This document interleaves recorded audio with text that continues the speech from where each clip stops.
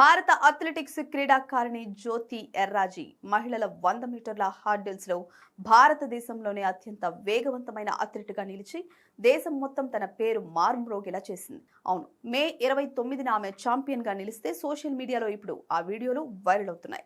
దేశానికి పేరు తెచ్చిన ఈమెకు కనీసం చప్పట్లు కొట్టేందుకు కూడా ఎవరూ లేరు అంటూ మెడల్ తీసుకుంటున్న వీడియోలు సోషల్ మీడియాలో వైరల్ అవుతున్నాయి. భారీ వర్షం, ప్రేక్షకులు లేని స్టేడియం, కానీ భారత అథ్లెటిక్స్ గర్వంగా నిలిచిన క్షణం అది. ఇక దక్షిణ కొరియాలోని గుమి వేదికగా జరిగిన 2025 ఆసియా అథ్లెటిక్స్ ఛాంపియన్షిప్లో జ్యోతి ఎర్రాజీ మరోసారి తన సత్తా చాటింది. మహిళల 100 మీటర్ల హార్డిల్స్లో 12.96 సెకండ్లతో గోల్డ్ మెడల్ గెలిచి ఛాంపియన్షిప్ రికార్డును కూడా ఆమె సొంతం చేసుకుంది.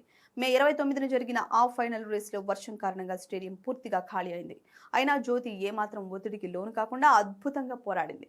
ఇప్పుడు ఆ వీడియోలు సోషల్ మీడియాలో వైరల్ కావడంతో ఈ తెలుగు అమ్మాయి ట్రెండింగ్గా మారిపోయింది.